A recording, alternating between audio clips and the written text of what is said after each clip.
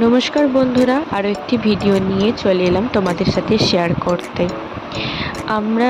আমি আগের ভিডিওতে তোমাদের সাথে শেয়ার করেছিলাম আমরা কোচিন থেকে ভারতীয় সংগ্রহশালায় ঘুরতে যাওয়ার ভিডিও। তো আবারও আমরা বেরিয়ে পড়েছিলাম সবাই মিলে শরৎচন্দ্রের বাড়ি দেউলটি। তো বন্ধুরা, সেই ভিডিও তোমাদের সাথে আমি শেয়ার করছি। আর কারা কারা শরৎচন্দ্রের বাড়ি গেছো তারা অবশ্যই কমেন্ট করো, লাইক করো, আর আমার চ্যানেলটাকে সাবস্ক্রাইব করতে একদমই ভুলবে না। পাশে থাকা বেল আইকনটাও ক্লিক করে দেবে।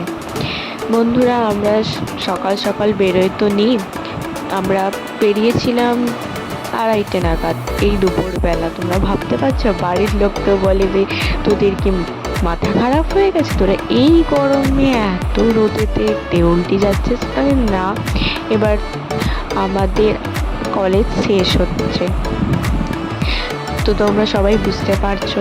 তো একটা অধ্যায়, জীবনের একটা অধ্যায় শেষ হতে চলছে। তো তাই জন্য বন্ধুদের সাথে আর কবে দেখা হবে না হবে, তার জন্য সবাই মিলে জোর করে এই গরমেতেই বেরিয়ে পড়েছিলাম।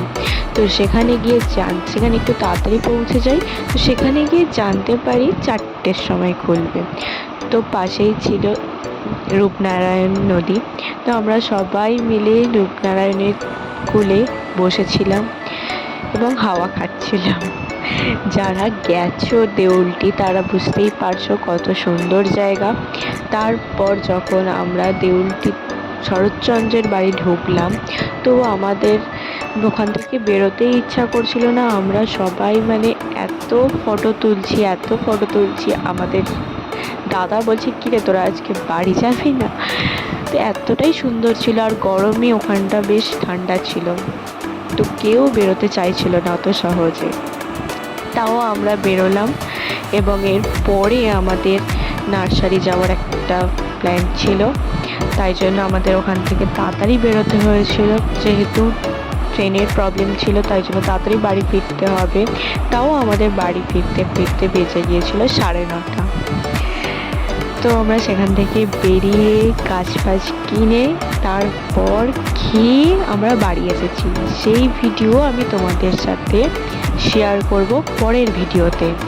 তোমরা কিন্তু অবশ্যই আমার ভিডিওটা লাইক করে দিও, আর যারা যারা গেছো তারা কমেন্ট করো, আর যারা যারা যাওনি এখনো পর্যন্ত তারা চটপট বেরিয়ে পড়ো, কোনো ব্যাপারই না, কাছাকাছি বাড়ি শরৎচন্দ্রের। তো দেখতেই পাচ্ছ খুবই সুন্দর জায়গাটা, কিন্তু তোমরা একটু শীতকাল করে যেও বা বিকালের দিকে যেও। আমরা দুপুরবেলা গিয়ে অনেকটাই কষ্ট পেয়েছি এই গরমেতে, কিন্তু বিকালের দিকটা খুবই সুন্দর পরিবেশ ছিল, সেটা তোমরা দেখতেই পাচ্ছ। আর যারা যারা গেছে তারা জানে। তো টাটা।